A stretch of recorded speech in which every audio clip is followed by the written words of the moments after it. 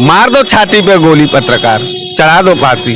गाली दोगे तो गाली सुनोगे, हमला करोगे तो हमला सहोगे, प्यार से मिलोगे गले लगाएंगे। तय करो क्या करना है। ये पूरे भारतीय जनता पार्टी के ऊपर डिपेंड है।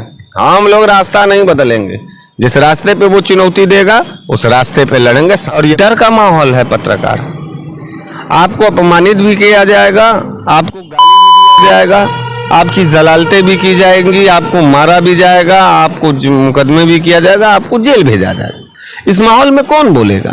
आड़ फाड़ नहीं है बॉस। और ना मैं भाजपाइयों से कहना चाहता हूँ आड़ फाड़ लेकर के मत वार करो। लड़ना है तो आमने सामने लड़ो। अरे तुम सत्ता में, तुम्हारे पास पावर है, हम लोग तो सड़क के लोग हैं। तो अभी और चुभेगा, अभी और चुभेगा।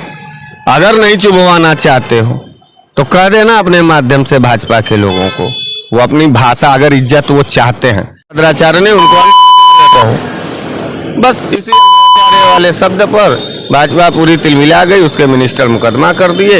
151 में हमको 3 दिन तक जेल में डाला गया, नए धारे लगाए गए। जब श्री अखिलेश यादव जी से मिल के आया तो मेरा नए धारों में जो यहाँ बेल थी उस बेल को खारिज कर दिया गया। अभी मैं पीड़ित हूँ, मेरी प्रताड़ना की जा रही है मानसिक और सामाजिक रूप से, और मैं आर्थिक रूप से भी पूरी तरीके से हमारा बर्बादी हो रहा है, क्योंकि ब्राह्मणों के अपमान में हमने जो है उनको कहा, तो यही हमको सजा है। और जेल भेजा, 3 दिन परिवार परेशान था, हम परेशान थे, पूरा समाज, लेकिन पूरा उत्तर प्रदेश और पूरे उत्तर प्रदेश। दोस्तों नमस्कार, इस समय हम बनारस में हैं। बनारस वाले मिश्रा जी हमारे साथ खड़े हैं, तो आइए जानते हैं क्या है जो बोलने की वजह से FIR भी हुई, जेल भी भेजा गया। सबसे पहले तो भारत क्राइम के पूरे यूनिट को मेरे तरफ से दिल से धन्यवाद है। बनारस में आपका स्वागत है। दूसरी बात यह है कि आपका जिस तरीके का चैनल का नाम है, बस उसी तरीके से हम लोग जो है पीड़ित हैं। भारत में जो क्राइम रेट है, अब वो अपराधी नहीं कर रहा है, अब वो सरकार कर रही है, और खुद सरकार के दबाव में हमारी पुलिस कर रही है। आपको एक बात मालूम होना चाहिए कि यह देश में अपमान का क्रिया का प्रतिक्रिया होता है, ये योगी आदित्यनाथ जी कहे।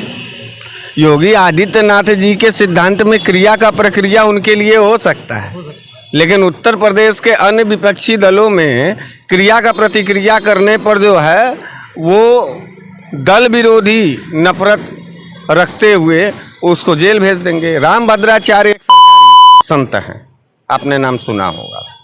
रामभद्राचार्य जी वो भाजपा के प्रचारक हैं, और उनको भाजपा वाले बेवजह, वो तो संत है गुरुजी। नहीं, वो संत के रूप में भाजपा के प्रचारक हैं, और भारतीय जनता पार्टी के लोग उनको जो है बेवजह धर्मगुरु बताते हैं। मैंने पहला सवाल किया था कि धर्मगुरु हमारे हिंदू धर्म का कौन कौन लोग होते हैं, इस बात को जानिए। 13 अखाड़े हैं हमारे धर्मगुरु में, उसके जो जगत गुरु हैं वो हमारे गुरुओं में आते हैं, और 4 शंकराचार्य हैं। तो न रामभद्राचार्य जी 13 अखाड़े के जगत गुरु हैं और ना ही शंकराचार्य हैं, तो वो किसके धर्म गुरु हो गए? आज आप वहीं करता भैया 1 ठो भगवा 18 तो टीका चुन्नी बांध करके आप अपने 2 4 5 10 लोगों को बरगला करके और अपने आप को धर्मगुरु कहेंगे, तो क्या आपको वो उपमा मिल जाएगा? क्या आप धर्मगुरु हो सकते हैं? धर्मगुरु होने के लिए वैचारिक गतिविधि होनी चाहिए, धर्मगुरु होने के लिए सरलता होनी चाहिए, धर्मगुरु होने के लिए सभ्यता होनी चाहिए, धर्मगुरु होने के लिए दिल में दया होना चाहिए। लेकिन इत्तेफाक से रामभद्राचार्य जी के पास ये नहीं है। वो भारतीय जनता पार्टी के लिए उन्होंने कहा ब्राह्मणों में, ब्राह्मण की कुछ जातियों को, कि उपाध्याय, चौबे, दीक्षित, पाठक और त्रिगुणाइन ब्राह्मण बेहद नीच किस्म के होते हैं। इनके यहाँ पानी नहीं पीना चाहिए, इनके यहाँ बेटी का रिश्ता नहीं करना चाहिए। उसी प्रवचन में फिर 2 लाइन के बाद वो कहते हैं कि कांसीराम जोर से बोलो जय श्री राम। मैं, आप एक पत्रकार हैं, तमाम जिलों में आप दौड़ रहे होंगे, तमाम आप बुद्धिजीवी भी हैं।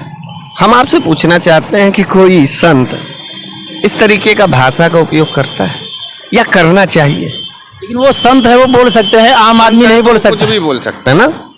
इस आजाद भारत में बाबा भीमराव अंबेडकर साहब के संविधान वाले देश में आप किसी को कुछ भी बोल देंगे संत हैं तो।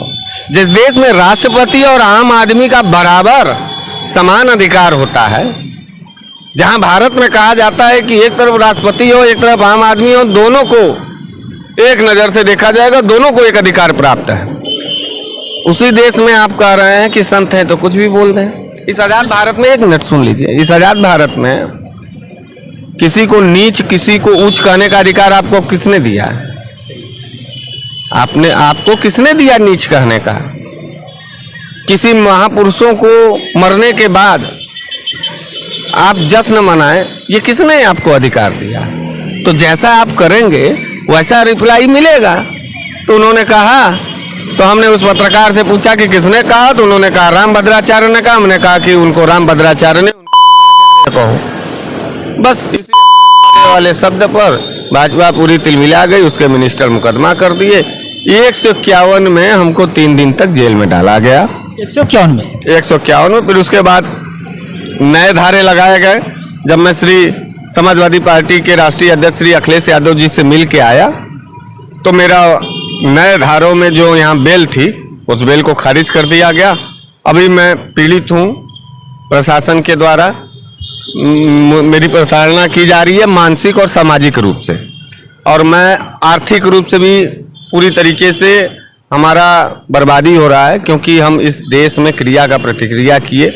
अपने जाति, अपने कुल, अपने खानदान यानी ब्राह्मणों के अपमान में हमने जो है उनको कहा, तो यही हमको सजा है। और ये भारतीय जनता पार्टी के सरकारी संत बनते हैं रामभद्राचार्य जी, सरकार के संत हैं, ये सामाजिक संत नहीं है। तो मैं बस यही हमारी विचारधारा था, इसी का मैं सजा भुगत रहा हूँ। लेकिन मिश्रा जी ये बताइए कि जब भद्राचार्य पर तो कोई मुकदमा नहीं हुआ, क्योंकि वो 3-4 जाति मिला के जो भी कहा था, लेकिन वो लोग मतलब विरोध भी नहीं किए और उसके बाद उन पर मुकदमा भी नहीं हुआ भद्राचार्य पर, आप पर क्यों हो गया? डर का माहौल है पत्रकार, आपको अपमानित भी किया जाएगा, आपको गाली भी दिया जाएगा, आपकी जलालतें भी की जाएंगी, आपको मारा भी जाएगा, आपको मुकदमे भी किया जाएगा, आपको जेल भेजा जाएगा। इस माहौल में कौन बोलेगा? और जो लोग नहीं बोल पा रहे हैं तो उनके लिए मेरा यह संघर्ष नजीर था, और एक उनके सामने एक प्रमाण हमने दिया कि नहीं, यह देश अभी भी भगत सिंह और बाबा अंबेडकर साहब का है। यहाँ डरना नहीं चाहिए, यहाँ खुल के अपनी बात रखने की आज़ादी है। गाली देने वाले को हमने गाली दिया है, हम तो गाली पहले दिए नहीं थे। हम इससे पहले भी रामभद्राचार्य जी को नहीं कुछ कहे थे। जब कोई भी कुछ कहेगा भैया, या इस देश में, इस समाज में जाति के नाम पर, धर्म के नाम पर अगर कोई बंटवारा करेगा, ऊंच नीच की बात कहेगा, तो जैसा कहेगा जिस भाषा में, उसको वैसा जवाब मिलेगा। ये कोई दे चाहे ना दे, सब मर जाएं। पत्रकार भैया, तो तुम्हारे सवाल से ही लग रहा है कि हम भी मर जाए। हम मरने वाले लोग नहीं, हम डरने वाले लोग नहीं, हम लड़ने वाले लोग हैं। आप पहले बोलते थे सरकार शायद उसकी रामभद्राचार्य के आड़ में शायद, और आपके बिल जो थे वो खारिज हो गए हैं, तो सरकार रामभद्राचार्य के आड़ में शायद आप पर जुल्म कर रही है, ऐसा आप मानते हैं? नहीं, आड़ फाड़ नहीं है बॉस। और ना मैं भाजपाइयों से कहना चाहता हूँ आड़ फाड़ लेकर के मत वार करो। लड़ना है तो आमने सामने लड़ो।